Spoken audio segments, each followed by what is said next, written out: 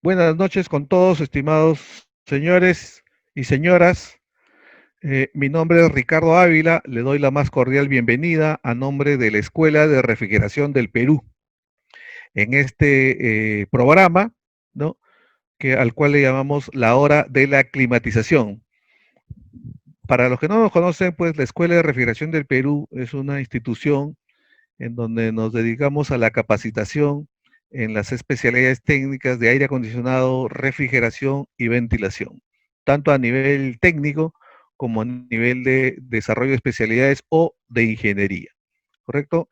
Entre diferentes programas que tenemos, también tenemos este foro, que como les digo, es la hora de la climatización, en donde siempre estamos desarrollando temas de desarrollo de la especialidad, de la tecnología de la especialidad, invitando pues a diferentes profesionales destacados, nacionales y extranjeros, ¿no?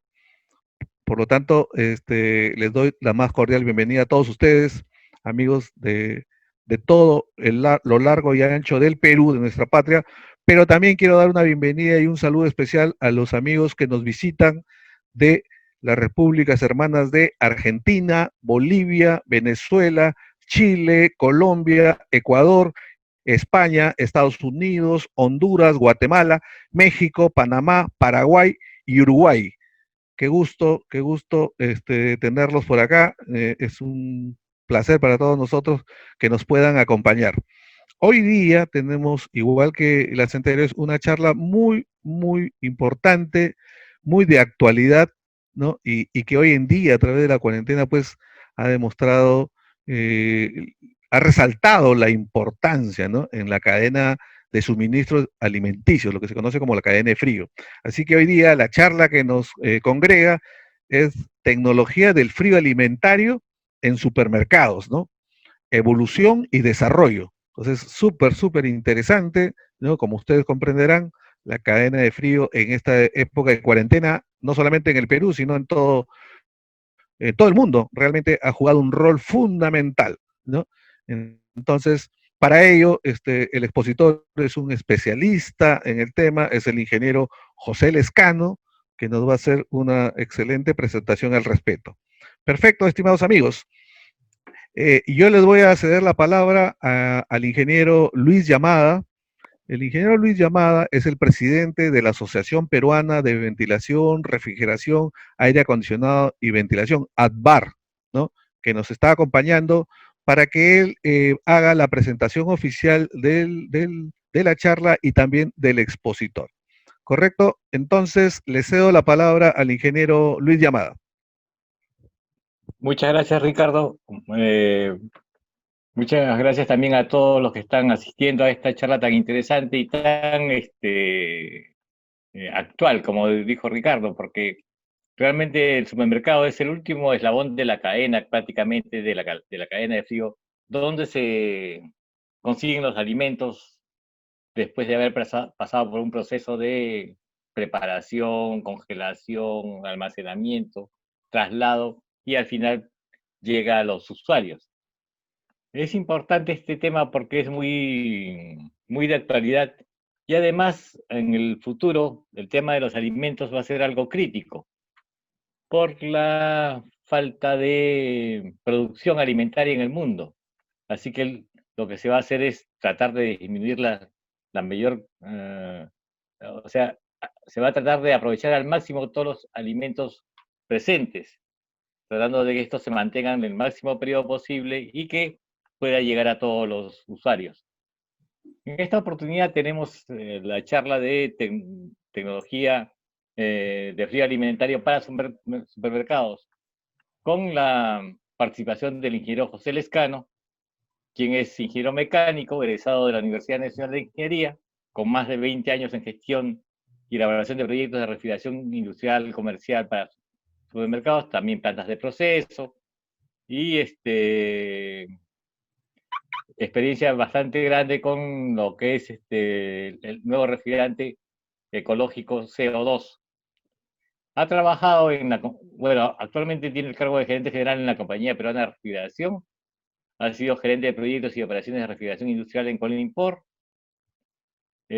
también ha estado de jefe de mantenimiento en EBB, y como, bueno, muchas empresas más, y realmente si los leo se van a pasar toda la hora. Es importante señalar de que vamos a tener mucho más charlas de este tipo que complementen todo lo que se va a ver el día de hoy.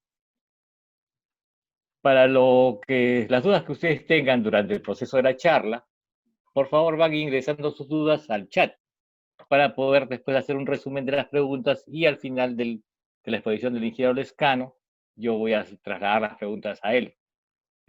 Bueno, sin nada más, bienvenidos, y doy paso al ingeniero José Lescano para su charla. Buenas noches, ingeniero Lescano. Muchas gracias. Buenas noches, ingeniero Yamada. Muchas gracias, Ricardo. Buenas noches con todos. Vamos a dar inicio a esta charla que es tecnología del frío en los supermercados.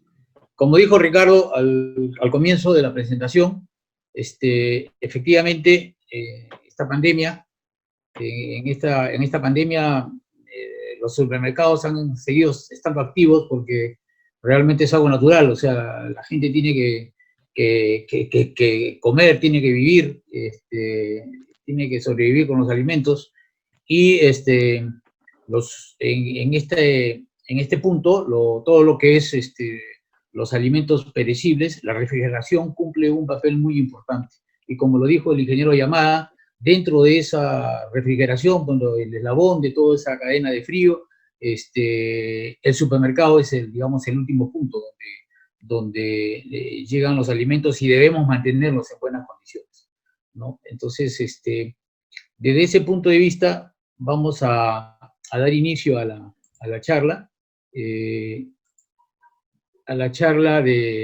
la tecnología del frío. Bueno, comencemos. Un supermercado.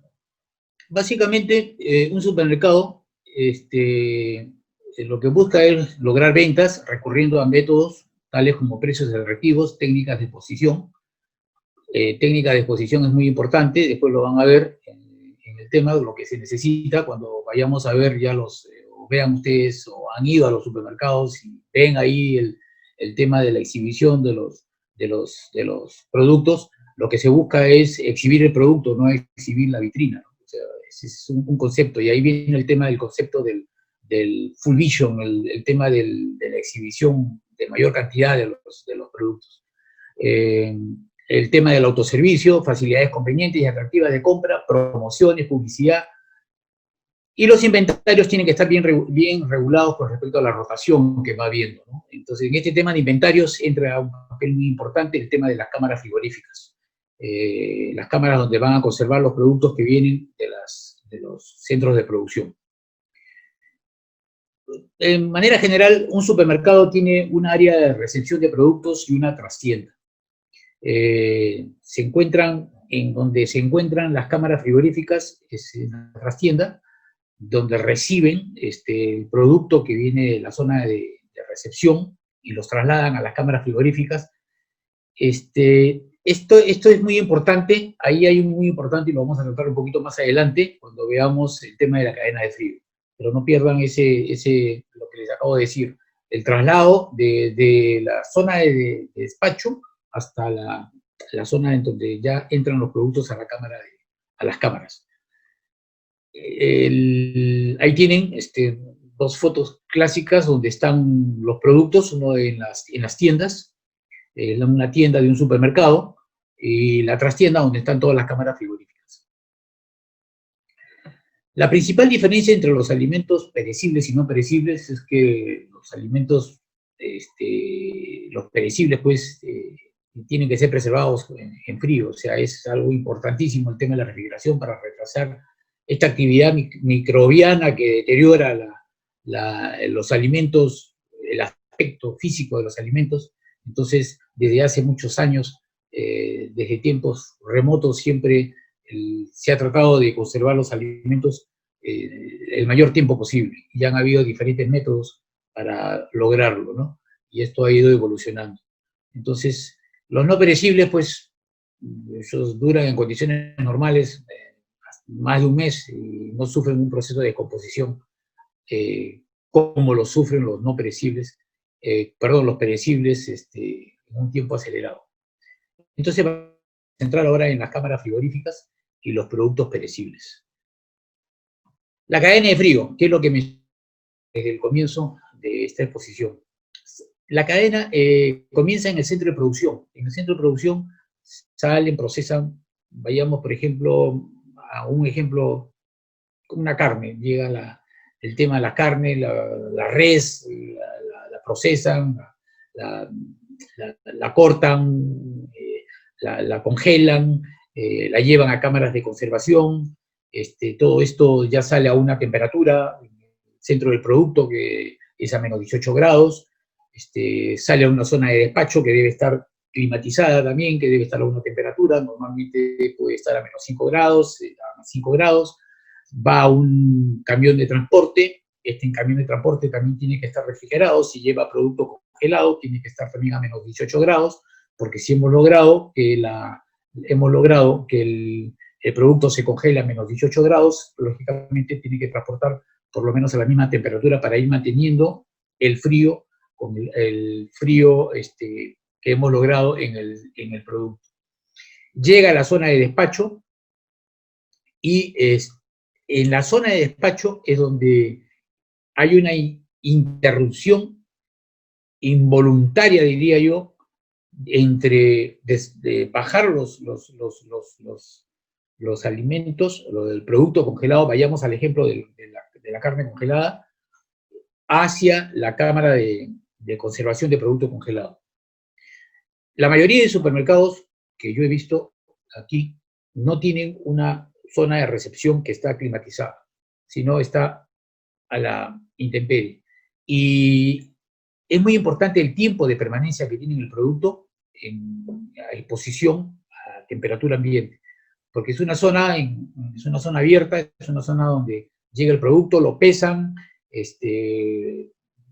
hacen todo el proceso logístico, la firma, verifican si es que la temperatura llegó conforme, perfecto, pero muchas veces se demora mucho el tema del producto en la zona de recepción para trasladarlo a las cámaras de conservación.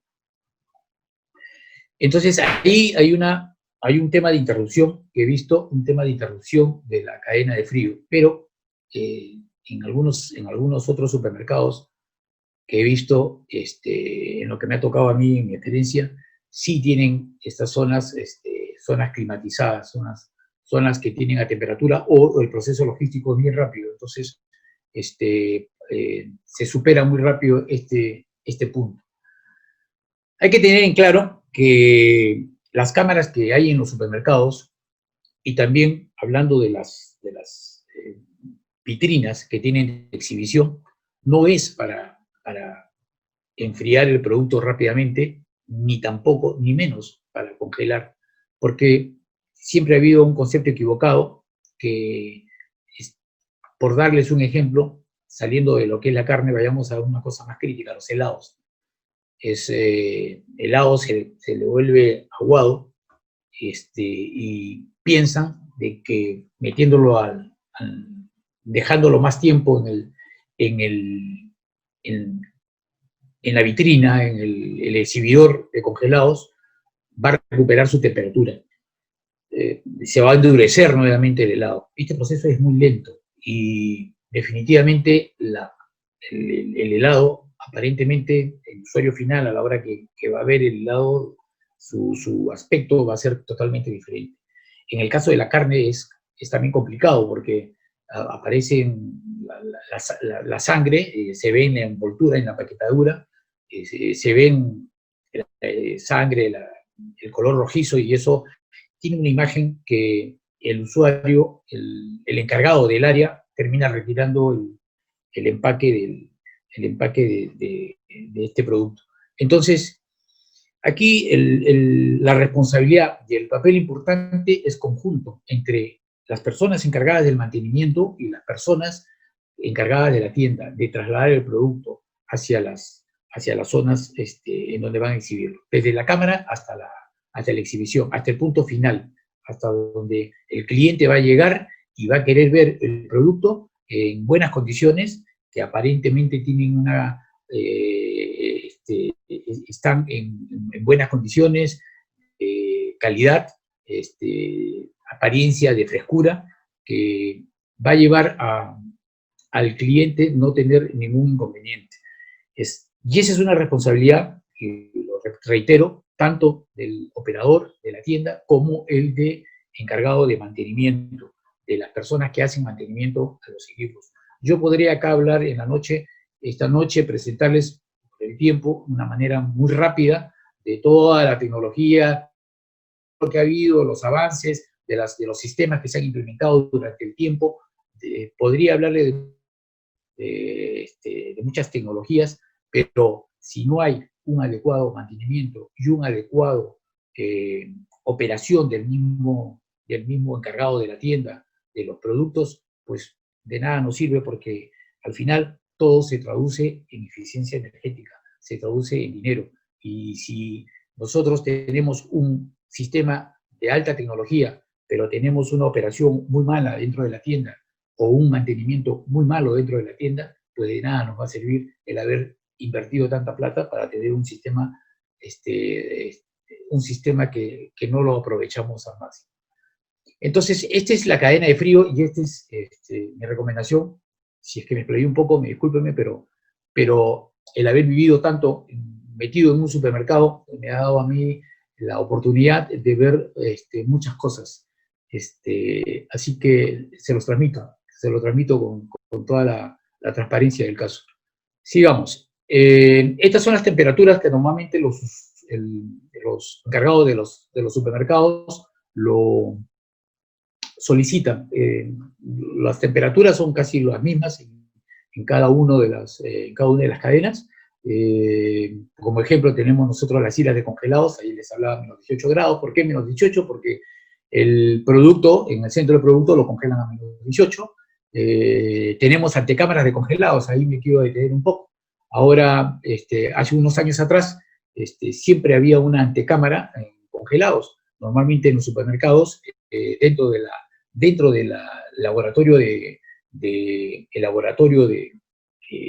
carnes, estaba, por ejemplo, la cámara de carnes, y si tú entrabas a la cámara de carnes, dentro de la cámara de carnes estaba la cámara de congelados. O sea, necesariamente tenías una antecámara en congelados. Siempre he visto, antiguamente o anteriormente he visto esto como algo elemental, como algo que hemos visto, y ahora nosotros reclamamos mucho porque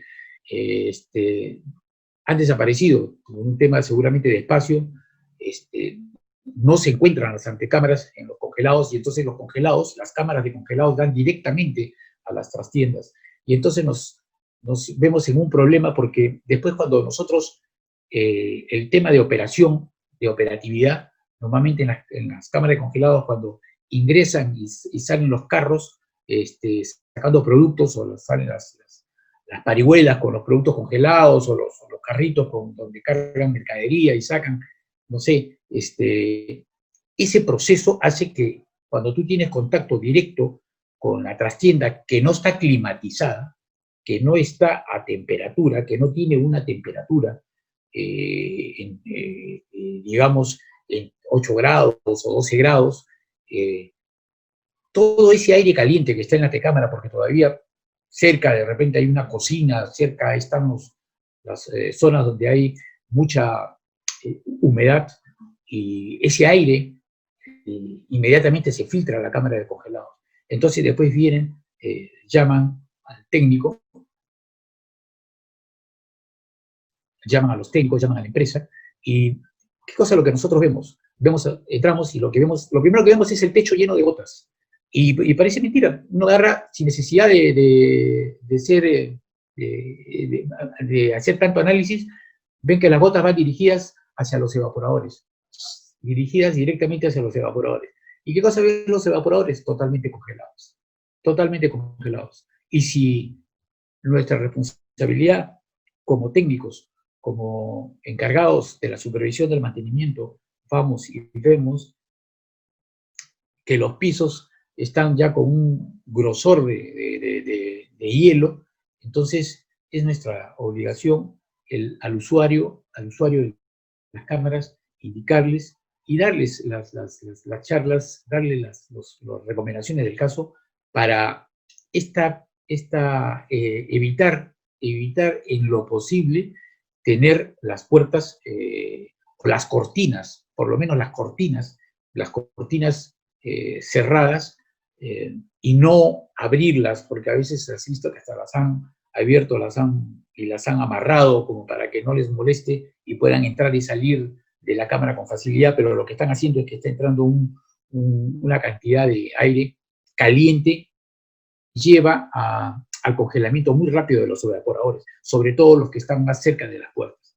Por eso, la recomendación para los diseñadores es que los evaporadores sean puestos lo más alejados de las puertas, no colocarlos muy cerca, aunque me dirán a mí que por la estructura de la cámara no hay otro sitio donde ponerlo y lo ponen muy cerca de las puertas, que eso agrava más el problema. Entonces, es un caso típico ¿y para qué se usan las antecámaras de congelados? Yo lo recomendaría, y yo diría que una cámara de congelados tendría que ir con su antecámara, definitivamente. O si no, como se hemos visto en otros lados, colocan hasta cortinas de aire, ¿no? Si la cámara es un poco alta, se colocan cortinas de aire en las cámaras de congelados para evitar justamente esa filtración de aire caliente hacia la cámara. Bueno, no me quiero explayar más, pero aquí tienen más o menos un rango de temperaturas que es lo que normalmente piden los usuarios de las cámaras y de las vitrinas. Otro tema importante para los diseñadores, para los que hacen el diseño de los proyectos, en los laboratorios, les estoy hablando un poco de las experiencias, en los laboratorios es que cuando calculan y seleccionan los evaporadores, en los laboratorios no toman en cuenta algo muy importante, que son los cambios por hora. Estos cambios por hora te llevan pues a seleccionar evaporadores que mueven una cantidad de aire impresionante y que finalmente al que está trabajando, al usuario, al que está trabajando en la sala de proceso, en el laboratorio, termina incomodando y termina apagando el equipo porque no puede trabajar. Entonces, no se trata de seleccionar solamente por capacidad el equipo, la unidad de refrigeración, la unidad evaporadora, perdón, de una sala de proceso o laboratorio, sino hay que tener muy presente lo que son los cambios por hora. ¿Correcto? Entonces, pasemos ahora ya a ver lo que es la evolución de los sistemas de refrigeración en los supermercados. La nueva demanda de los consumidores llevaron a la creación de otras secciones en la tienda, incrementando más los productos perecibles. Esto significa, por supuesto, una mayor necesidad del uso de la refrigeración. Actualmente, la industria de la refrigeración y las cadenas de supermercados vienen trabajando en cambios que ocurrirán estimulados por las nuevas reglamentaciones, los nuevos refrigerantes, las nuevas tendencias, los nuevos sustitutos. Y todo apunta a que estamos yendo hacia los gases naturales. Es por eso que tomen nota de lo que estamos hablando ahora, porque al final lo voy a ver muy rápido. Me hubiera gustado hablar mucho más de lo que es gases naturales, de mi experiencia con lo que he visto de refrigerantes naturales, pero vamos a tratar de llegar con tiempo para poder comentar algo de respecto. En los supermercados se están buscando soluciones con mayor eficiencia energética. Todos están buscando mayor eficiencia, todos están buscando ahorro de energía. Todos, ¿por qué? Porque en la famosa torta, en la famosa división de consumos, siempre el frío, bueno, aquí hemos puesto 50%, más o menos, de repente 45 o 40, depende de qué tan eficiente sea tu sistema de refrigeración, pero la torta más o menos va así, el 50% se lo lleva el frío alimentario, otro gran porcentaje se lo lleva el alumbrado, otro porcentaje la climatización, y entre los varios otros equipos que tienen en los supermercados o que usan los supermercados, se lleva el resto del 5%, ¿no? Pueden tener hornos eléctricos de repente dentro de un supermercado y eso influye también en los consumos. Vayamos a los tipos de sistemas. ¿Qué es un sistema monocircuito? Está compuesto por una central de refrigeración que puede tener 1, 2, 3, 4, no sé, no puede tener 3. Normalmente estos sistemas monocircuitos que hemos utilizado o se utiliza son los famosos sistemas dual de 2 compresores o trial de 3 compresores. Estos están en una sala de máquinas, pueden tener un condensador remoto o pueden tener el condensador incorporado, pero de la sala de máquinas solamente salen 2 tuberías. Una, que es la línea de líquido, que va alimentando a cada uno de los evaporadores de las cámaras o de los exhibidores en la sala de ventas, y regresa por la tubería de succión hacia la sala de máquinas. ¿En qué nos basamos porque este monocircuito que estoy presentando en este momento, al final, en un multicircuito, actualmente utilizamos 2 circuitos, 3 circuitos de refrigeración. Entonces, ¿en qué nos basamos nosotros, o los diseñadores, o los proyectistas, en qué se basan en seleccionar el tamaño la capacidad de cada uno de estos circuitos de refrigeración? Que es por el tamaño directamente relacionado con la capacidad de refrigeración. Entonces, de repente, un circuito me da para alimentar a todas las cámaras que tiene el supermercado, y ese circuito es un solo circuito, un solo lazo, que va a ir saliendo desde la sala de máquinas, alimentar a todas las cámaras y retorna a la sala de máquinas por la tubería de succión. Y entonces nos basamos en el diámetro de la tubería. Si es, por ejemplo, cobre, nosotros tratamos de que sean diámetros de tubería comerciales. Podemos hablar de tuberías hasta de 2,5 octavos, que es una medida comercial. Y en la línea de líquido, bueno, igualmente, ahí no hay problema, porque en la línea de líquido puedes tener tuberías de 7 octavos, 1 octavo, dependiendo de la capacidad de tu loop o de tu circuito de refrigeración. Entonces, este es un monocircuito, 2 tuberías que salen, una de líquido, regresa una de succión a la sala de máquinas. Eso es todo. Eso es un sistema monocircuito. Un sistema multicircuito ya es cuando hay varios circuitos o varios pares, digamos así, succión, líquido, que salen de la sala de máquinas y van hacia los diferentes circuitos de refrigeración que hay en la sala de ventas, porque a veces la sala de ventas es grande, entonces yo no puedo enlazar un solo. Podría hacerlo, pero de repente en un supermercado lo podría hacer, pero como les dije, depende de la capacidad. Lo divido en varios loops o varios monocircuitos. Y saco circuitos de refrigeración para alimentar a un lineal de alimentos no perecibles, como puede ser un lineal de frescos, un lineal de lácteos, un lineal de frutas y verduras. Puedo sacar un lineal para todo lo que es las cámaras frigoríficas que están en la trastienda, o si son cámaras altas de mucha capacidad, de repente saco dos circuitos de refrigeración. Los refrigerantes que normalmente siempre se han empleado o se han venido empleando han sido el R507 y el R134. El R134 siempre ha sido el preferido para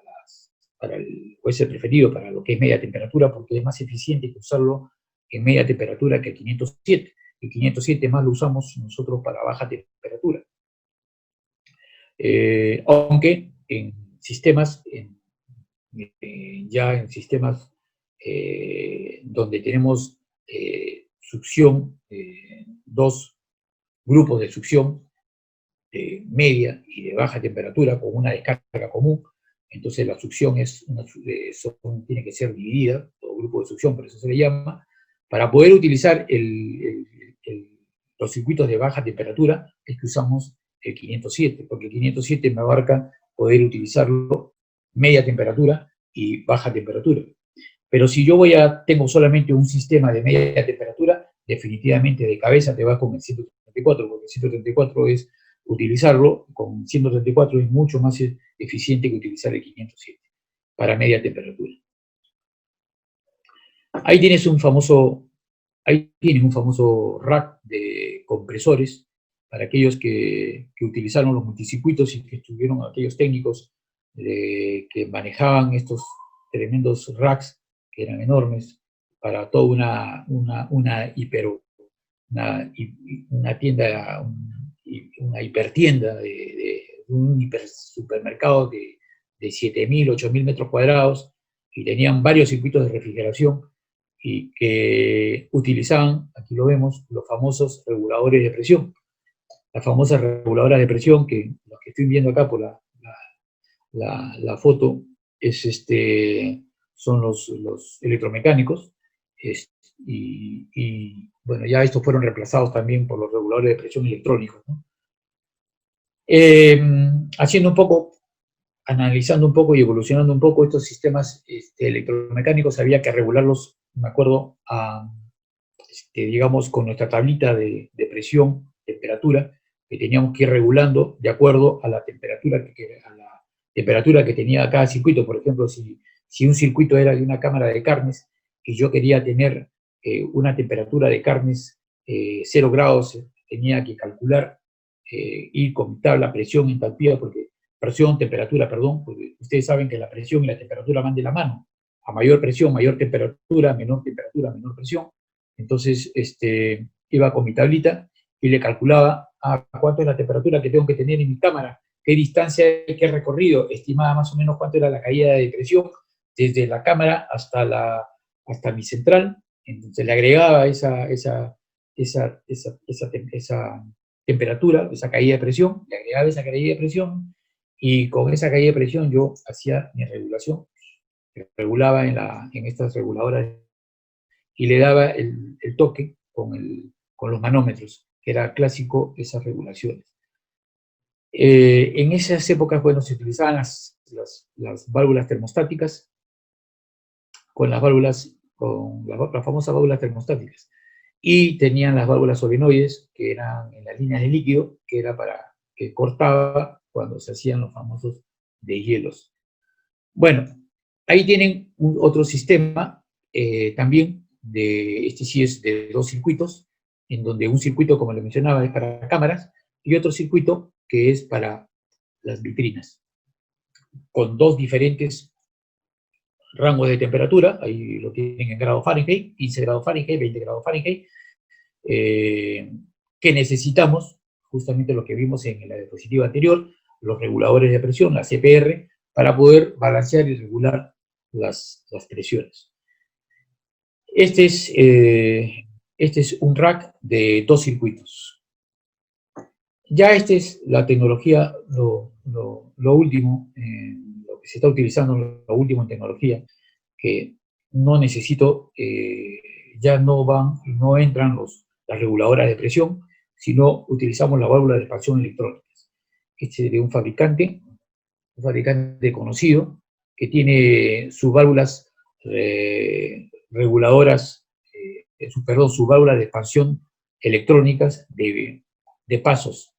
Aprovechando, tocando este tema, estas válvulas son muy eficientes, la válvula de pasos, te dan una precisión importante, te ayuda, vamos a verlo más adelante, colabora en un ahorro energético considerable. Tiene su control aquí, su control que maneja la válvula electrónica y controla el sobrecalentamiento. Este sobrecalentamiento es importantísimo, el saber controlar el sobrecalentamiento. ¿Por qué es importante el sobrecalentamiento? Evitas que el famoso retorno de líquido hacia los compresores. Entonces, tú seleccionas, tú configuras, muy fácil de configurar tu controlador, le das un sobrecalentamiento requerido, que media temperatura debe estar entre unos 5 o 7 grados, 7 grados centígrados, normalmente 6 grados centígrados es el sobrecalentamiento, y para baja temperatura puedes estar entre 3 y 5 grados, ¿no? A veces lo regulas a 4 grados. Pero más o menos ese es el rango de temperatura, el rango de sobrecalentamiento para estos sistemas de refrigeración de media y baja temperatura. Entonces, acá tú tienes un solo circuito que viene y va derivando la línea de líquido hacia la válvula de expansión, expande, entra el evaporador, regresa y regresa a la línea de succión. Igualmente, todo en paralelo y regresa a la línea de succión. Trabajan en paralelo y regresan a la línea de succión. Supongamos que este sea una línea, un mural de lácteos. Acá tengo un mueble de lácteos, otro mueble de lácteos, otro mueble de lácteos. Para eso, cada uno de estos controles se enlazan y se tiene siempre uno principal o un máster. Este máster es el que controla a los demás y hace que da la orden en qué momento hace el deshielo, en qué momento hace el deshielo de el lineal el lineal de carne, el lineal de lácteos, de lo que sea. Ese es el que da las indicaciones, la orden. Él es el principal, el máster. Sigamos. Ahí tienen un rack, por ejemplo, si no me equivoco, tres compresores de media temperatura y 3 compresores de baja temperatura. Es una descarga común con 2 grupos de succión, media y baja temperatura. Aquí esta diapositiva la quería mostrar porque hay un tema muy importante, que es la ventilación de los cuartos de máquina. Aquí sí veo que el cuarto de máquina está bien ventilado, tiene unas tremendas puertas ventiladas, pero hay algunas salas de máquinas que están totalmente cerradas. Para eso se recomienda que por lo menos tengan una renovación de aire de 100 CFM por cada HP que hay en la sala de máquinas. Bueno, sé que ahora los compresores ya la nomenclatura no es por HP, sino ahora ya es por capacidad frigorífica, pero de todas maneras una referencia muy importante es la que les estoy dando, 100 CFM por cada HP que hay en la sala de máquinas. Aquí les voy a pasar rápidamente para que vean los componentes de cada uno de los racks. Un rack tiene su estructura, su base, tiene sus compresores que los van colocando en paralelo, en este caso son compresores scroll, tiene su estructura para colocar sus tableros, para colocar sus otros dispositivos que vienen, tienen un separador de aceite, que sirve también como tanque de aceite, un acumulador de succión, un tanque de líquido, tienen sus controles de aceite, ahí ustedes ven cada uno de sus controles de aceite electrónicos que salen del tanque de aceite o del separador de aceite, tiene su manifold de succión, cada una de las líneas que vienen de los circuitos de refrigeración que vienen de las salas o de las cámaras, tienen su manifold de descarga, y aquí tienen un check de descarga, su válvula de bola, y va hacia el condensador. Igualmente, desde aquí viene del condensador, retorna líquido, entra por la parte superior del tanque de líquido y sale por la parte inferior el líquido. También tiene su tablero, ahí viene ya el tablero donde van todos los dispositivos de control, todos los contactores y los dispositivos de control del rack. Ahí lo tienen. Entonces, en resumidas cuentas, lo importante, ¿qué cosa es lo que tiene un rack o una central de frío? Tiene su manifold de succión, su manifold de descarga, su manifold de líquido, tiene un acumulador de succión, tiene un separador de aceite, tiene un tanque de líquido, y en este caso, bueno, tiene sus válvulas reguladoras, puede tenerlas, no puede tenerlas, si tiene las válvulas electrónicas ya no tienen estos, las válvulas de bola, si es obligado, tienen sus válvulas de bola. Y otra cosa importante que aquí no aparece es los antivibradores. Todos los compresores en su línea de succión y descarga deben tener sus antivibradores. Algunos solamente le ponen en la línea de descarga, pero se recomienda colocar tanto en la línea de succión como en la línea de descarga, colocar antivibradores para evitar las rupturas de las tuberías, sobre todo en donde están los codos. Y ya es de más decirles a ustedes, sobre todo a los técnicos, expertos ya en estas instalaciones, en que los codos que se recomiendan para utilizar en todas las instalaciones de refrigeración son codos de curvatura larga o de codo de radio largo, no codo de 90 grados. Bien, entonces sigamos. Después de haber visto los sistemas multicircuitos, vayamos con los sistemas de cascada. Para los supermercados es usado para media temperatura. El sistema de cascada, el que usan para media temperatura, normalmente es con R134 como sistema primario, concentrado solo en la sala de máquinas. Y como sistema secundario, propilenglicol con una concentración de 30% que es bombeado hacia cada uno de los evaporadores ubicados en los exhibidores de las tiendas y las cámaras. ¿Por qué salió el tema de cascada con propilenglicol? ¿Por qué utilizar y centralizar todo el refrigerante en una sala de máquinas? Cuando teníamos los sistemas de expansión directa, los multicircuitos y grandes recorridos de tuberías que iban hacia la sala de máquinas, hacia la sala de ventas, en donde tenías varias tuberías, por los circuitos que habían, y por eso esas tuberías iban refrigerante, los costos operativos por las fugas que habían de refrigerante, eran muy elevados. Entonces, una alternativa que se vio fue centralizar o concentrar el refrigerante en la sala de máquinas y bombear glicol o propilenglicol hacia la tienda. Eso bajó muchísimo el efecto de las fugas de refrigerante. Bajó mucho. Y esos costos, si es cierto, en un sistema de cascada, como lo vamos a ver más adelante entre las ventajas y desventajas, hay un consumo adicional que te cobra, que es el tema de las bombas. Por otro lado, en el tema operativo, te ahorras los gastos de mantenimiento en lo que es las fugas de refrigerante.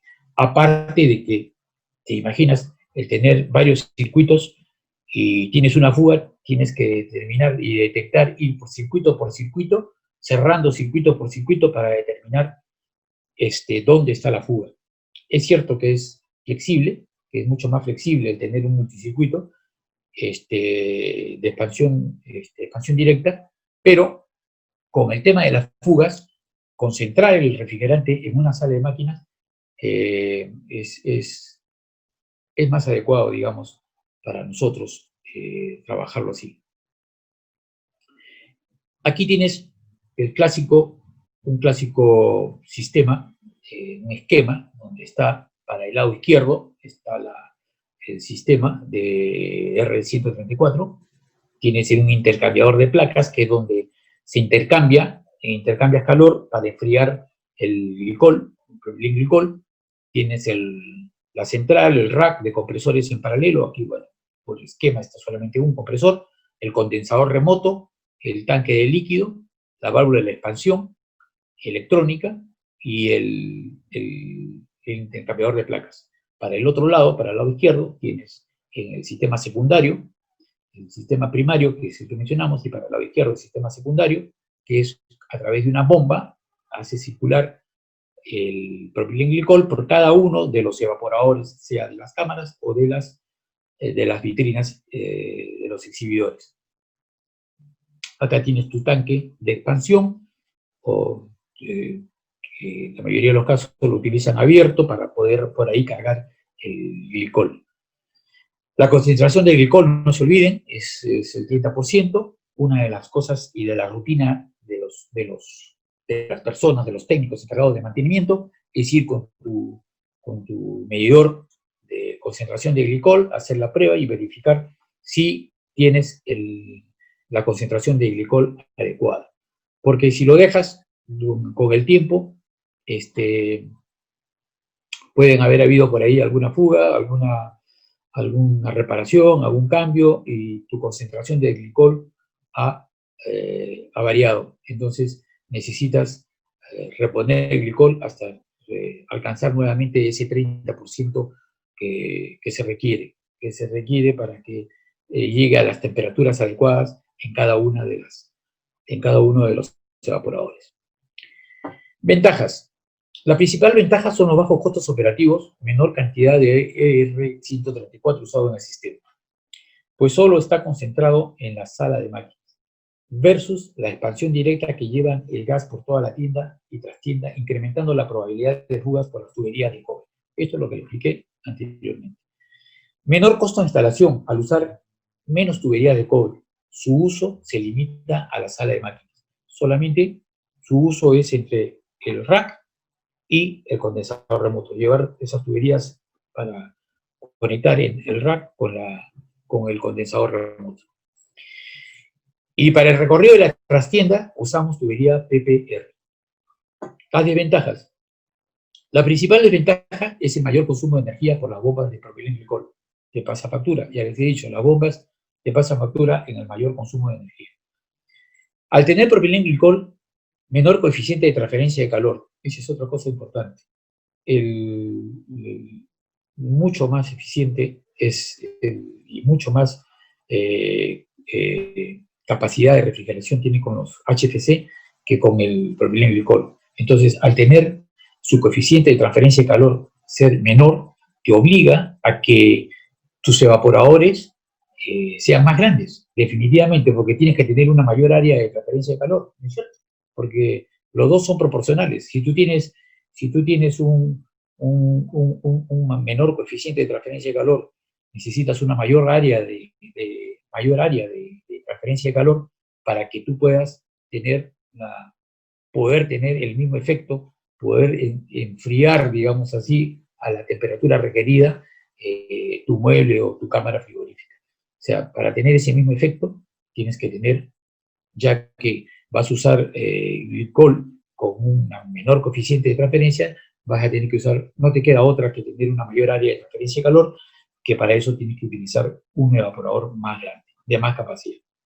La otra desventaja es que las tuberías son grandes, son unas tuberías de mayor diámetro, comparadas con las de cobre, definitivamente. Entonces, si tú haces un sistema de 3 circuitos con cobre, en una sala de ventas, es más disimulado que el tener 3 tuberías de PPR que son con el aislamiento y todo, seguramente te llegan a 6 pulgadas. Son enormes, se ven grandes, son como el agua helada.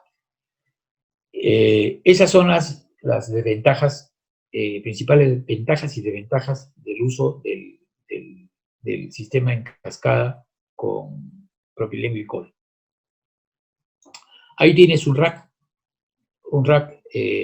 compacto, donde tienes tú, para un lado, el sistema de refrigeración con R134, tienes 3 compresores de media temperatura, para el otro lado tienes 2 bombas, una bomba siempre queda en stand-by, trabaja alternativamente, trabaja de forma alternativa para menor desgaste, y los intercambiadores de placa en donde intercambia el calor, el glicol con el R134 o el 507, que también he visto que se han utilizado para este tipo de sistemas en cascada. El condensador remoto. El condensador remoto, sea multicircuito, monocircuito, o sea sistema en cascada, necesitas un condensador remoto.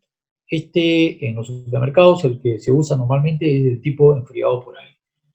Es muy importante su adecuada selección para evitar presiones y temperaturas elevadas durante el funcionamiento del sistema. Para los proyectistas, si seleccionamos mal nuestro condensador remoto, definitivamente en épocas de temperaturas altas, como son veranos, se ven las consecuencias cuando las presiones suben. No logramos presiones no logramos presiones y temperaturas de condensación según diseño, sino si tenemos temperaturas de condensación altas, definitivamente, ¿qué es lo que va a pasar? Tu coeficiente de performance, tu COP, va a bajar definitivamente y va a trabajar ineficientemente todo tu sistema.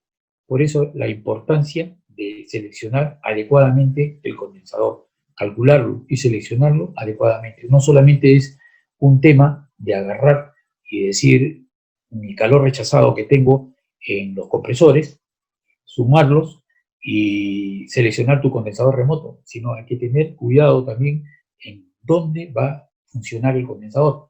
Puede ser que no es lo mismo un condensador funcionar en Puno, en Juliaca, un condensador remoto funcionar en Puno, en Juliaca, que funcionar acá en Lima. Ese es el tema de altitud. Y entonces ese tiene un factor. Ese factor te lleva a que selecciones un condensador más grande, compenses el que en altura te falte el aire. Entonces, ese tema del aire en altura lo compensas con un condensador, esa capacidad que reduce tu capacidad del condensador, lo tienes que llevar a seleccionar un condensador de mayor capacidad. Otro tema importante es considerar la longitud.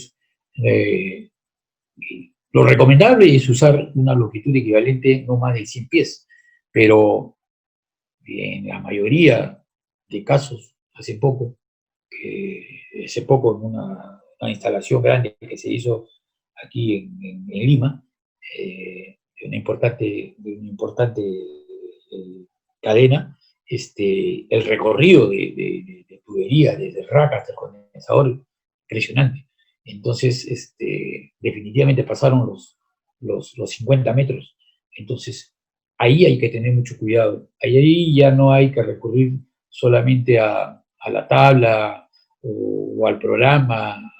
Hay que tener ya, hacer un cálculo más detenido. Yo recomiendo ir a las RAE y hacer un cálculo como manda y tener mucho cuidado en la selección de los diámetros de tubería. Es importantísimo eso, ¿no? Cuando ya pasan de ciertos recorridos, de ciertas longitudes.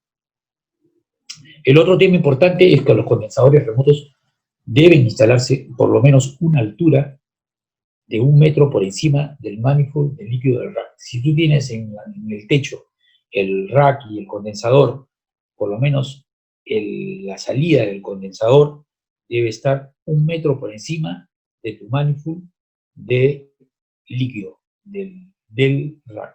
Ese es un tema que es importante. Y si tú tienes solamente un condensador remoto en una azotea y tú sales con tu condensador remoto porque está en el piso, no está sobre una base, no está en el piso, no es recomendable que tú eleves la tubería, lo lleves hacia arriba, después le hagas un recorrido horizontal y de ahí vuelves a bajar.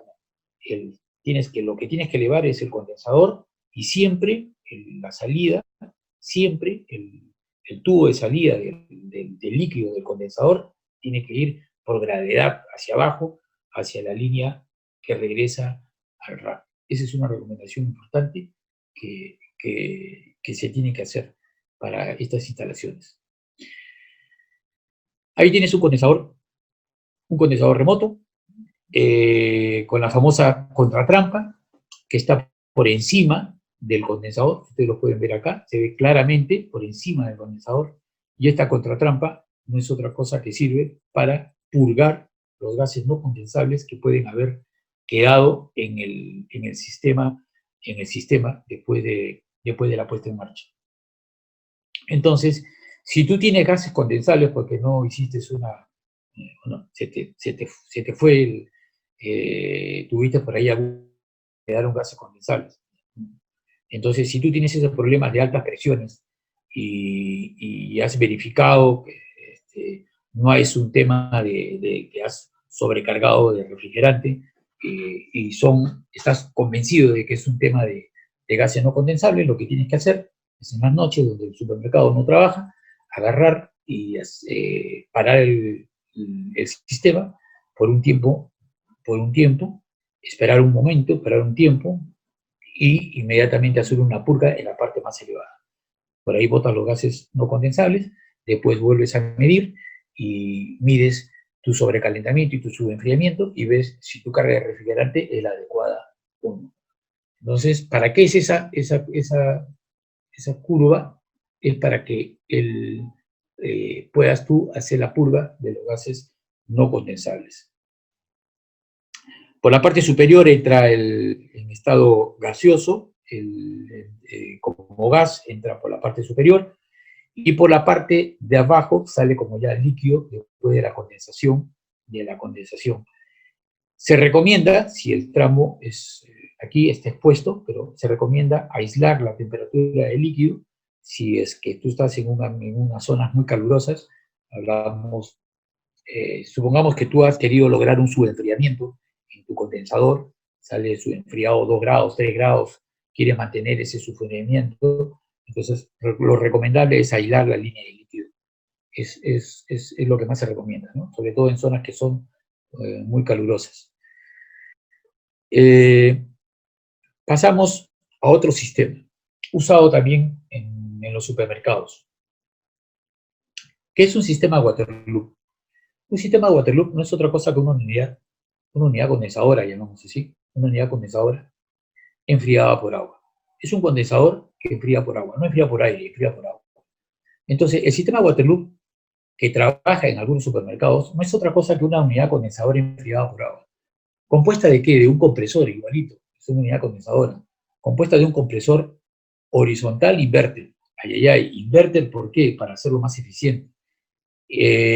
Una válvula de expansión electrónica de pasos, para hacerlo más eficiente. Un intercambiador de placas, que es el que intercambia el calor el calor rechazado del compresor, se lo lleva el agua a través de ese intercambiador de placas. Ahí es donde intercambias el calor.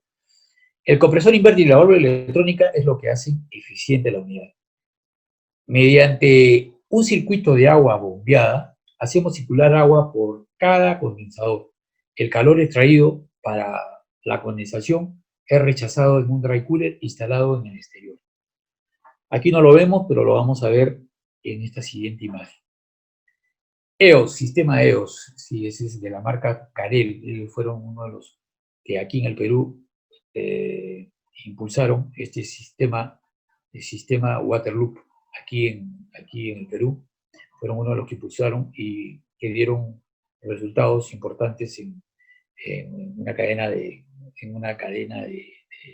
supermercados. Este sistema basa su eficiencia básicamente, como les dije, en el compresor inverter y en la válvula electrónica. Tiene su variador de velocidad, tiene su condensador horizontal y tiene su válvula de expansión electrónica, su intercambiador de placas, que al final no es otra cosa que un mueble autocontenido, porque cada mueble tiene su unidad, cada mueble tiene su unidad aquí, y aquí viene un circuito, un loop, un circuito cerrado, en donde hace circular el agua, que es bombeada por una bomba, bombea, enfría, hace la condensación, regresa caliente, por acá regresa todo, regresa el agua caliente a temperatura, y aquí en el dry cooler lo enfría. Enfría y nuevamente hace el circuito cerrado de cada uno de estos unidades, para cada una de estas unidades. Entonces, fíjense bien, al final de todo viene a ser una unidad autocontenida. Es una unidad autocontenida. Pero ¿cuál es la ventaja? ¿Cuál es la ventaja sobre todo en estas tiendas que ahora la tendencia es ir hacia cadenas o supermercados más pequeños, cada vez más pequeños? Es importante, porque si nosotros vamos a usar acá unidades autocontenidas, por ejemplo, en tiendas, digamos, de 100 metros cuadrados o de 80 metros cuadrados, si nosotros usamos aquí autocontenidas con unidades condensadoras enfriadas por aire, el calor que rechaza va a ir hacia la tienda. Y si son tiendas económicas, ese que no usa un sistema de climatización, no tiene aire acondicionado, prácticamente va a aumentar el calor dentro de la tienda. Que de repente, en épocas de invierno, no lo vas a sentir tanto, pero sí lo vas a sentir en épocas de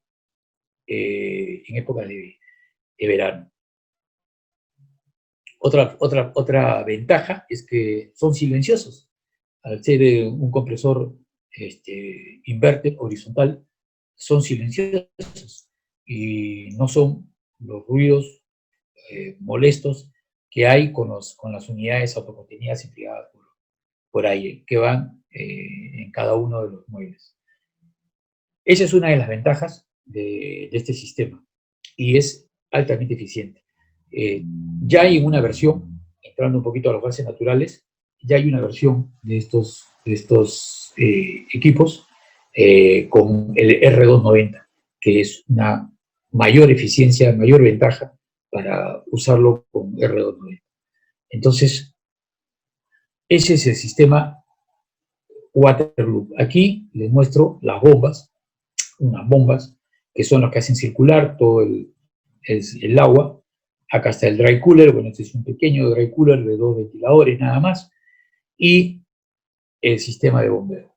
Igualmente, la recomendación siempre es calcular bien tu dry cooler, calcular bien tu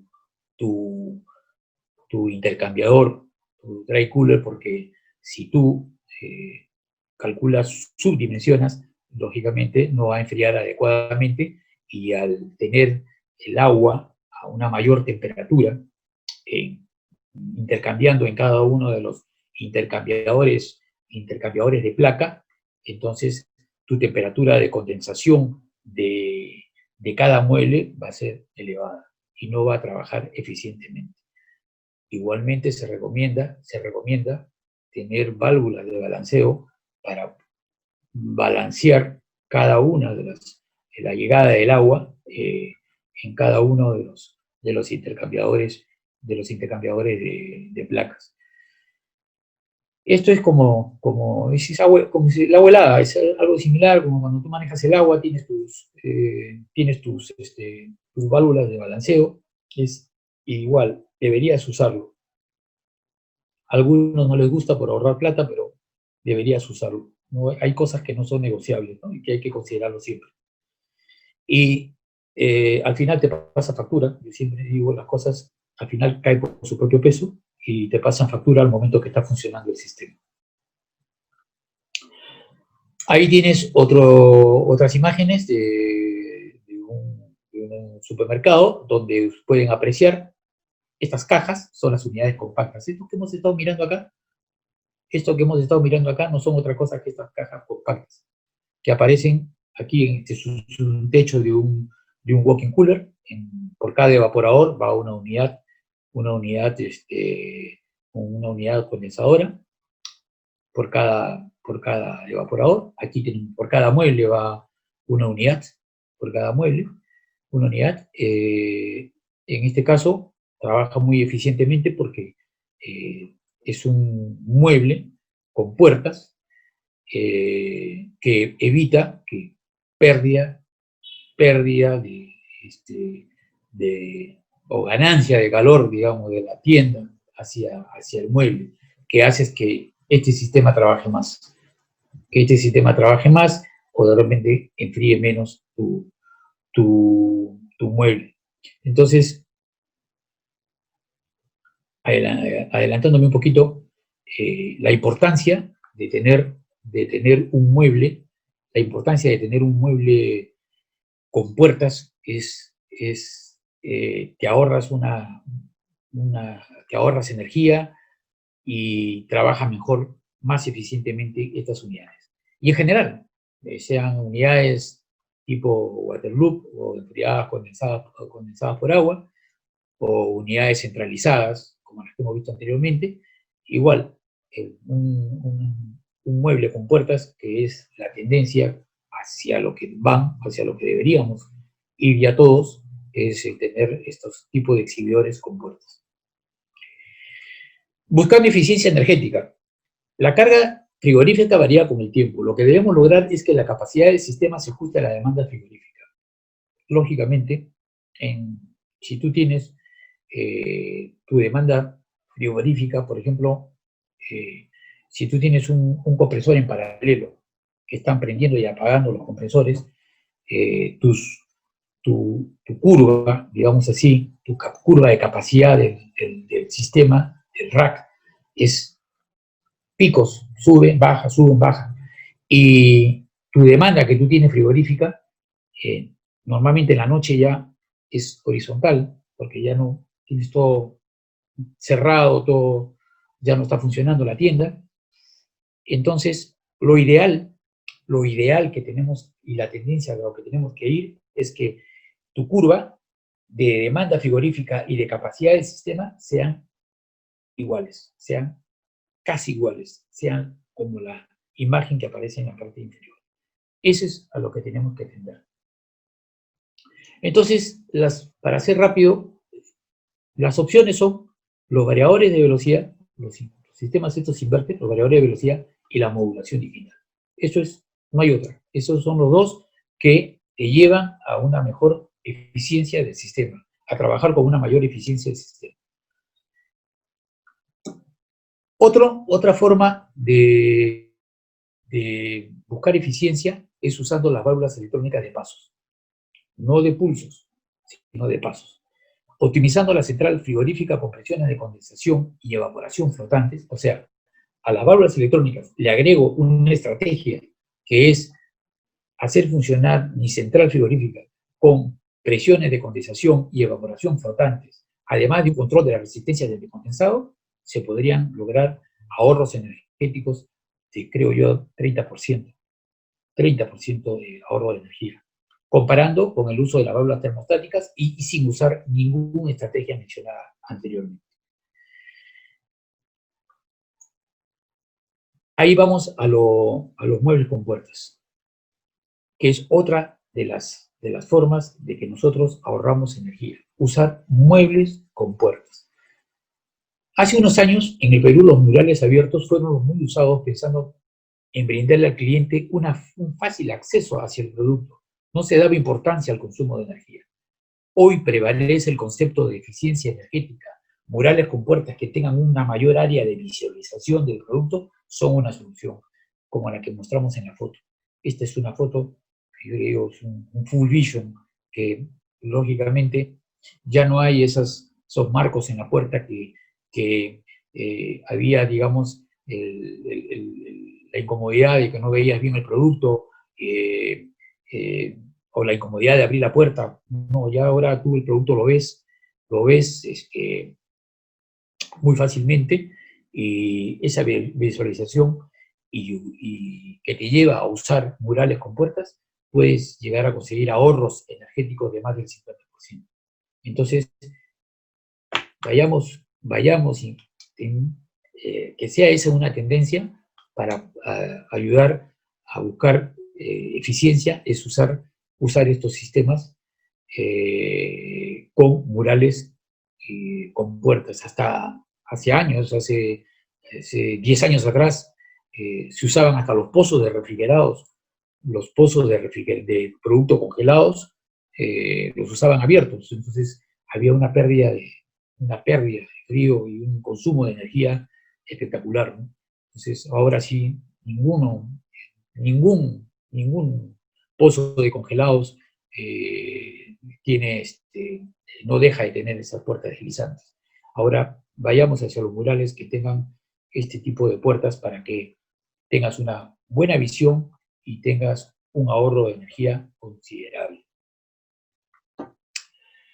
Vayamos ya enfocándonos hacia el tema de los gases refrigerantes, a la tendencia a usar los gases naturales, los fluidos refrigerantes que nosotros hemos venido mencionando, el 404, 507, 134, el 410, pero vayámonos ya enfocándonos a los gases naturales, el R744, el R290, el propano y el CO2.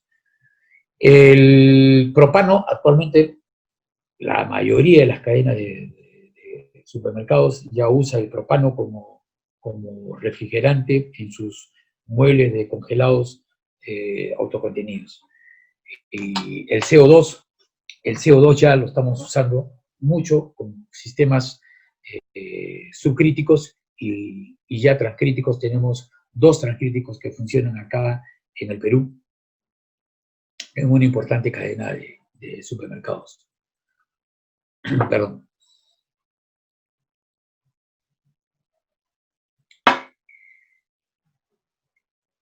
Las tendencias y desarrollo de tecnologías hacia los gases naturales. Los sistemas de CO2. Una de las preocupaciones del CO2 es las presiones con las que trabajan.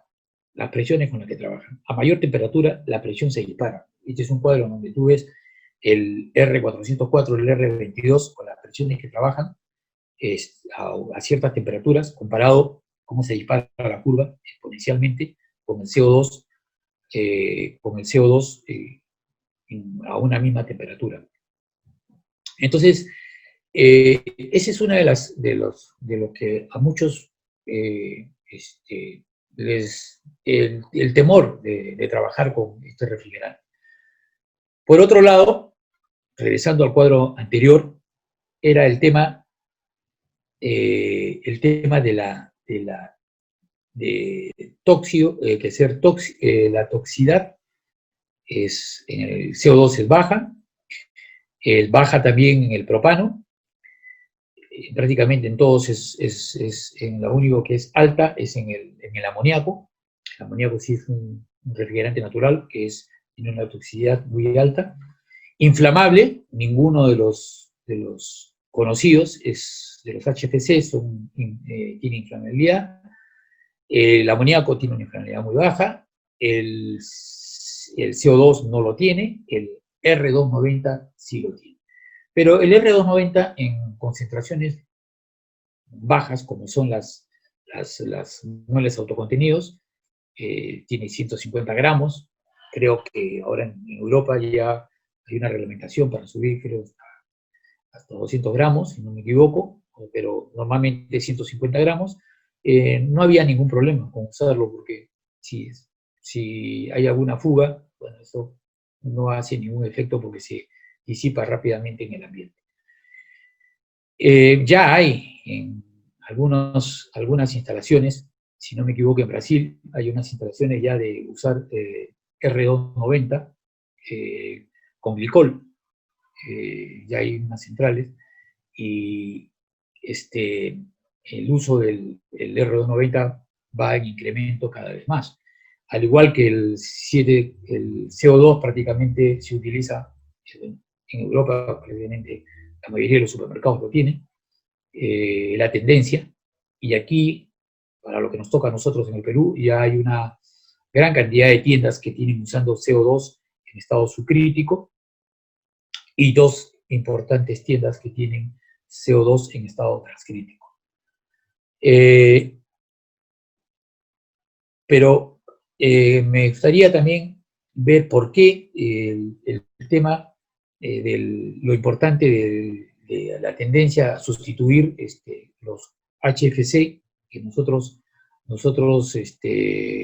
usamos actualmente todavía, es por el calentamiento global, porque tiene un alto índice de calentamiento global. El 404, el 507 lo tiene, el 134 se salva, y creo que para usarlo en cascada todavía lo tenemos por muchos años, para seguir usando el R134.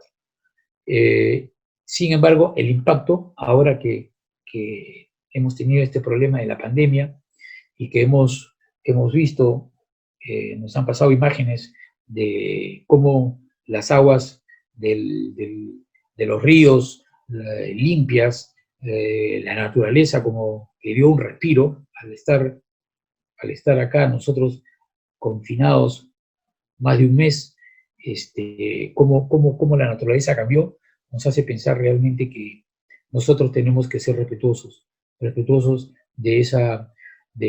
medio ambiente, en todo el sentido de la palabra, ¿no? Entonces, nos lleva a ir pensando en cambios hacia los gases naturales, hacia el uso de gases que no contaminen el medio ambiente. Yo no digo que dentro de los fabricantes de los HFC están viendo también otros institutos que tienen menos impacto, pero en forma general lo que nosotros tenemos que hacer es preservar el medio ambiente. Pero las tecnologías que vienen de los países desarrollados, concentrados en el CO2, ya el CO2 antes era un impedimento para manejar, para trabajarlo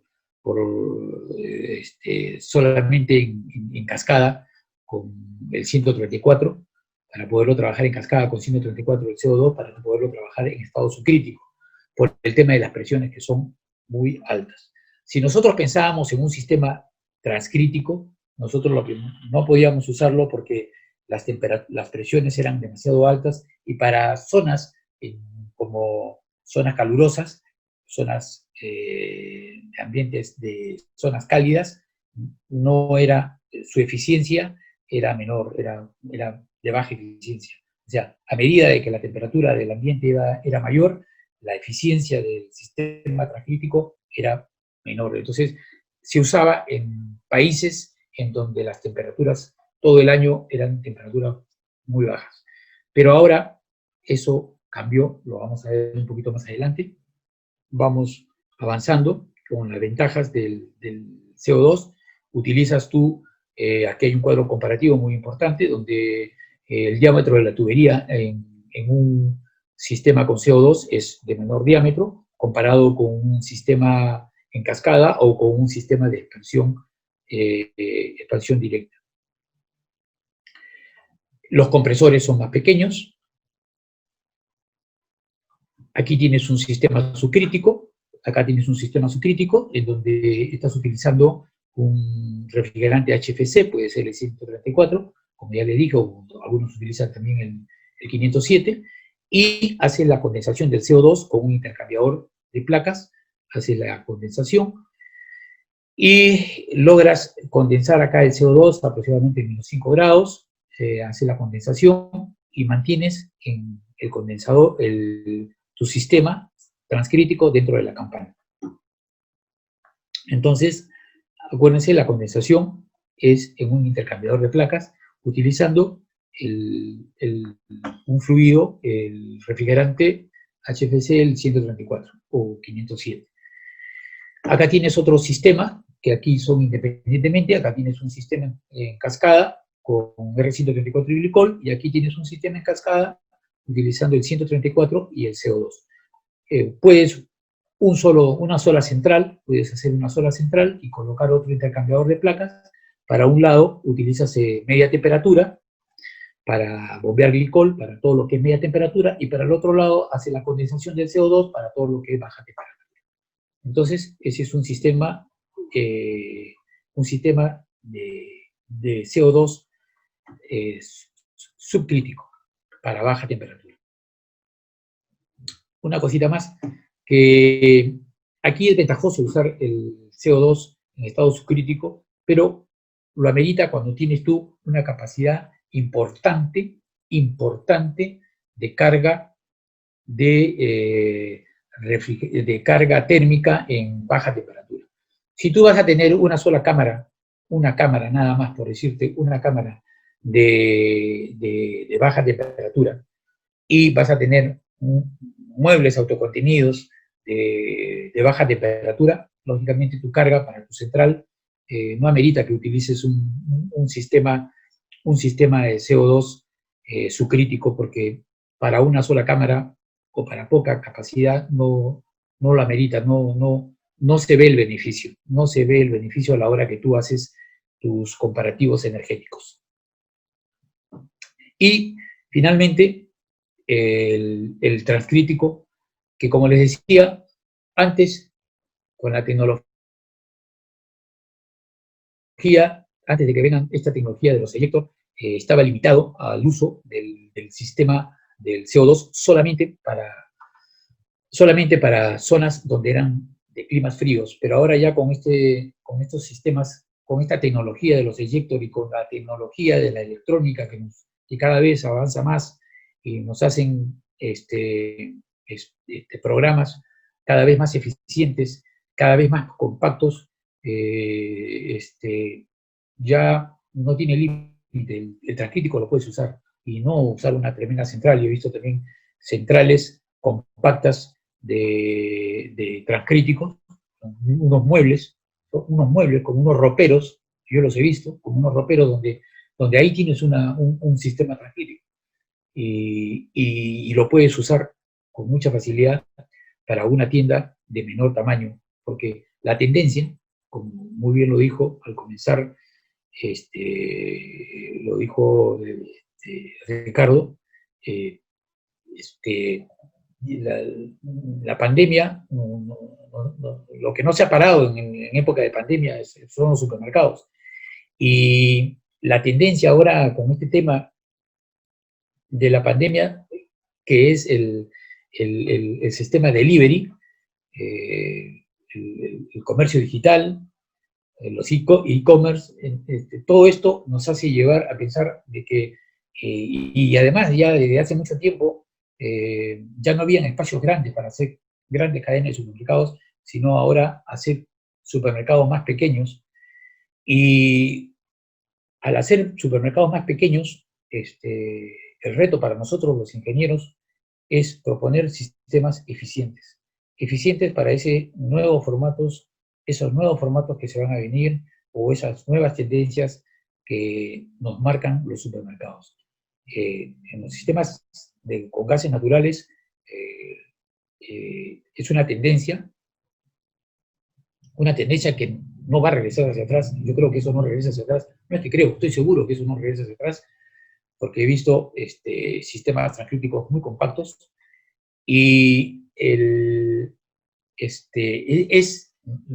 nosotros somos los que nosotros tenemos que hacer. El reto de nosotros es proponer a los supermercados sistemas eficientes para sus formatos que ellos están desarrollando para el futuro.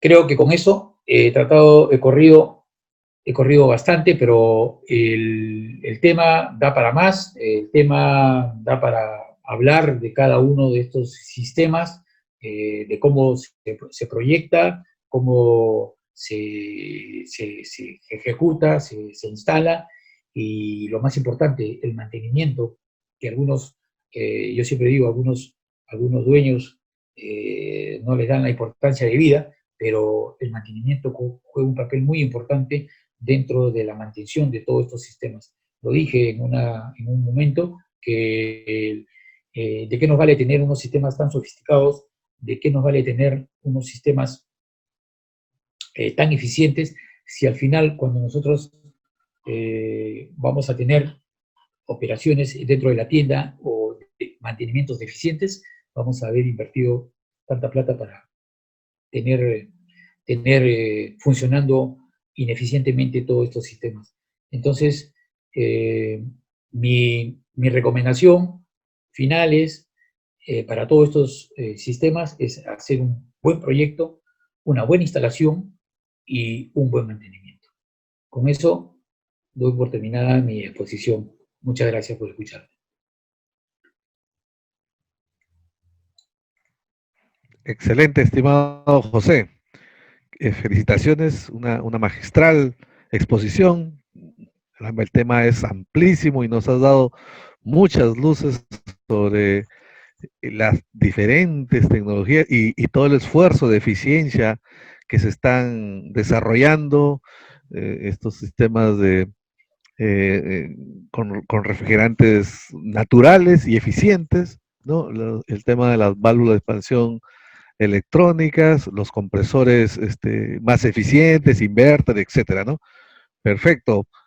Felicitaciones y muchas gracias, estimado José. Vamos a dar paso a la ronda de preguntas. Ingeniero Yamada. Sí, ¿qué tal? ¿Me escuchan? ¿Sí? Sí, ¿Hola? Sí, ingeniero. Sí, adelante. ¿Qué tal? Sí, he seleccionado unas cuantas preguntas. Primero, felicitar al ingeniero José Lescano por la brillante exposición. Y acá tengo yo he seleccionado unas cuantas preguntas nomás, porque el tema da para más de 100 preguntas por lo menos. Pero bueno, no voy a hacer todas, pero voy a seleccionar unas cuantas que me parecen interesantes. Y entre ellas está el tema de los refrigerantes. Justamente hablando de los refrigerantes naturales, que es la tendencia realmente ahora en todos los sistemas de aire acondicionado y refrigeración. Me dicen que has hablado de los refrigerantes como el CO2, la serie 400, pero el amoníaco también se puede utilizar para supermercados. Es la pregunta. Sí, se puede utilizar, se podría utilizar para supermercados, pero la reglamentación en zonas urbanas es lo que lo impide. En los centros de producción, de distribución, ya aquí hay los centros de producción que están fuera de la zona urbana, ya utilizan el amoníaco con el CO2, ¿no? Así es, yo también estoy de acuerdo. Se puede utilizar amoníaco inclusive con los sistemas de refrigerante secundario como el glicol o las salmueras también se puede utilizar. Pero bueno, Sí, claro. ese es un tema que se puede manejar de forma adecuada y siempre y cuando lo permita pues el sitio donde se instala este tipo de sala de máquinas, porque no en todos sitios se puede realmente. Así es. Ya, bueno, segunda pregunta. Me dicen, ¿qué diferencia si se puede utilizar evaporadores de salas de conservación encima de cero en las cámaras de congelado? Si es que se puede o no se puede, dice la pregunta. Si puedo utilizar evaporadores que utilizo para salas de conservación en congelados, yo diría que no, porque normalmente cuando tú seleccionas un evaporador para media temperatura, el tema importante que va por es la separación de las aletas. Para una cámara de congelados, las bajas temperaturas, la separación de las aletas tiene que ser mayor y de esa manera evitas que se te escarche muy rápido y bloquees la circulación del aire y al final termina siendo ineficiente el funcionamiento del evaporador. Yo no recomendaría usar el mismo así te dé capacidad, claro. el evaporador de media para utilizarlo para baja. Completamente de acuerdo. Aparte, pienso de que hay sistemas de congelamiento en las cámaras de congelado, que ya el evaporador tiene que venir preparado, con resistencias eléctricas o con agua, las almueras, todos los métodos que hay. Justamente la siguiente pregunta es, ¿sobre qué sistema de congelamiento es preferible en las cámaras de congelado? Si es eléctrico, con agua, con salmuera, ¿qué tipo recomiendas? ¿Gas caliente? ¿Cuál es el más eficiente, según tu punto de vista? Bueno, como eficiente yo he visto definitivamente el de hielo por gas caliente es algo muy eficiente, porque ahorras energía, definitivamente. Pero desde el punto de vista práctico aquí en los supermercados, utilizan el tema por el hielo por eléctrico, ¿no? Utilizan el sí, de acuerdo. A pesar de que hay un consumo de energía mayor, ¿no? Pero lo compensa con estos controladores electrónicos ya para darle el tema del file de hielo. O sea, no es por tiempo, sino es por temperatura. Entonces tiene un sensor dentro del evaporador que hace que corte el de hielo cuando llegue a cierta temperatura. Así es. Ok. La otra pregunta es, me dicen, ¿en las cámaras se requiere renovación de aire como en los sistemas de aire acondicionado? Es otra pregunta interesante. Dentro de las cámaras lo que tienes que tener cuidado son los cambios por hora. O sea, los cambios por hora te va a dar un indicativo de cuánto flujo de aire mueves dentro de la cámara. Es decir, si tú tienes un cambio por hora de aire en una sala de proceso, como lo mencioné, muy alto, lógicamente ese movimiento tanto va a incomodar a una persona que está trabajando. Entonces, hay recomendaciones. Tú, por ejemplo, para una sala de proceso necesitas una renovación de aire que está entre 20 y 40 cambios por hora. Para una cámara de conservación de media temperatura podrías estar en unos 100 cambios por hora, 80, 100 cambios por hora. pero para un túnel de congelamiento, por ejemplo, necesita mover mucho aire, entonces ahí seguramente se te va a ir a 200 o 300 cambios por hora, ¿no? Entonces, ese es básicamente los cambios por hora, no la renovación del aire, sino los cambios por hora. Ya. Bueno, yo creo que el tema no era exactamente ese, pero lo que tú estás hablando más que todo es de la velocidad del aire dentro de la cámara, porque eso, lo que me has dicho es respecto a la capacidad de los ventiladores, de cuántas vueltas le puede dar al aire dentro de la cámara, que está muy bien, pero yo sí creo que hay un caso en el cual hay que renovar el aire, y es en el almacenamiento de algunos vegetales que durante su almacenamiento liberan algunos gases, como etileno, por ejemplo, ¿no? Que se tiene que cambiar el aire. En el caso de conservación de uvas, por ejemplo, no tienes que renovar cierto porcentaje de aire, hasta 30% en algunas cámaras para liberar el etileno, porque claro. Se hace una modulación excesiva, por ejemplo, ¿no? Pero bueno, es otro tema. Y una pregunta final sobre el tema de la eficiencia, me dicen. ¿Qué es más eficiente? ¿Utilizar condensadores por aire o utilizar condensadores por agua? ¿Y qué efecto produce en la parte económica?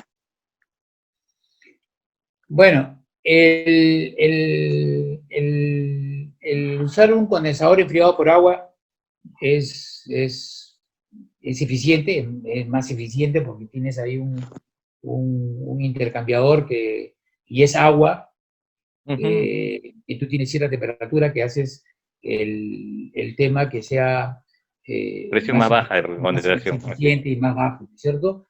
Pero está limitado, digamos, en el supermercado, hablando porque el tema es de los supermercados. Claro. Hay que hablar ya de temas industriales, pero desde el punto de vista del supermercado, lo más económico es el enfriado por aire y lo más práctico es el enfriado por aire. Porque el tema del agua, necesitas una bomba, necesitas un intercambiador, necesitas una serie de componentes que vas a incrementar el costo. El costo inicial. Y un enfriador del agua caliente, si es que se quiere recircular, lógicamente, si no tendría que usar agua potable continua, lo cual es excesivo realmente. Así es. De acuerdo. Bueno, yo creo que estas son las principales preguntas y me ponen una última pregunta. ¿Es recomendable utilizar rayos ultravioleta C en los evaporadores? Me imagino que es para la eliminación de bacterias. De bacterias. No te podría contestar. No sé si es recomendable o no recomendable usarlo en las cámaras frigoríficas. Bueno, yo voy a dar mi opinión personal, ¿no? Sí. Yo creo que sí se pueden utilizar, especialmente en las bandejas de los evaporadores, que es el sitio donde se acumulan las bacterias y patógenos en un equipo. Y eso evita la circulación de estos patógenos en la corriente de aire, básicamente, ¿no? Es el mismo tema que se utiliza para los evaporadores de aire acondicionado. Igual hay que utilizarlos en las bandejas, ¿no? Claro. Bueno, y con esto yo creo que ya hemos respondido las preguntas más interesantes. Muchas gracias, José, por la brillante exposición. Gracias, ingeniero. Estimado José, yo quería hacerte una pregunta también. Ya la última para cerrar. La última. No, más que todo una opinión, un comentario tuyo con relación al mantenimiento. Hemos hablado las preguntas bastante relacionadas a los refrigerantes, a la tecnología, que me parece estupendo. Y la otra parte que tú también resaltaste bastante es el tema del buen diseño, de la buena instalación, y comentaste la buena acompañamiento de la operación y del mantenimiento, lo cual coincido totalmente, ¿no? La operación, esto, abertura de puertas, etcétera, etcétera, y también el plan de mantenimiento, ¿no? Entonces, bueno, todo es un conjunto, ¿no? El diseño, la instalación, la operación y el mantenimiento, todos son importantes y todos cumplen su papel, ¿no? Entonces, perfecto. En el tema del mantenimiento, Por tu experiencia, más que todo las unidades evaporadoras, que son las que están de repente más en contacto con los alimentos, bueno, igualmente la importancia de los condensadores, ¿no? Pero, ¿qué frecuencias de mantenimiento en los diferentes cámaras de frescos, de congelados y también en los murales, en los exhibidores? Hay varias preguntas relacionadas, más o menos, ¿cuál es la frecuencia de mantenimiento acostumbrada? O alguna buena práctica en el mantenimiento, ¿no? Bueno, por lo menos mensualmente uno lo que hace es ver, después de hacer un descongelamiento, ver el ventilador, porque como está por la parte visible, tú le sacas ¿cómo se llama? La rejilla, y ver cómo gira, tiene algún sonido, tiene algo, porque a veces se traban o a veces tiene un mayor desgaste. Otra cosa importante es ver la bandeja. Como lo dijo el ingeniero Yamada hace un momento, hablando justamente de estos dispositivos UV, bacterias, justamente tú abres la bandeja y ves si efectivamente hay alguna acumulación de esta moho o un tipo de sarro o algo. Entonces haces una limpieza y ves, si es necesario lo limpias, si no, si ves, pero esta es una inspección ocular que es lo recomendable, ¿no? Dentro de tu programa de mantenimiento que tienes. Y esto tiene, yo sé que no hay fechas exactas, pero tienes, por tu práctica o tu experiencia, ¿hay algún tiempo de frecuencia más o menos? Trimestral. Ah, perdón. Trimestral. Trimestral. Trimestral. Uh -huh. Perfecto, perfecto. Correcto. Bueno, la verdad, como dice el ingeniero Llamada, hay muchas preguntas que están quedando ahí en el tintero, pero bueno, ya. Como 100, como 100. Sí, Para otra charla, para otra charla. para otra charla, ya, Sí, si no nos correcto. quedamos hasta mañana. Sí, abusamos de tu confianza. Sí. Estimado José, nuevamente, Les agradezco bastante. felicitaciones, una charla que nos has dado luces a todos, estoy seguro que nos va a servir muchísimo y nos está ilustrando a todos los que estamos participando de esta interesante charla. Nuevamente, José, mis felicitaciones del caso y Gracias. el agradecimiento como siempre. Sí, muchas Gracias. gracias, Gracias. José, también. Muy bonita charla. Gracias, ingeniero. Gracias, Ricardo. Bueno, hasta otra oportunidad. Correcto. Muchas gracias, José. Muchísimas gracias también por su presencia y compañía, como siempre, estimado ingeniero Yamada, y a todos ustedes, Ya. estimados participantes, nuestro más cordial agradecimiento por haber participado.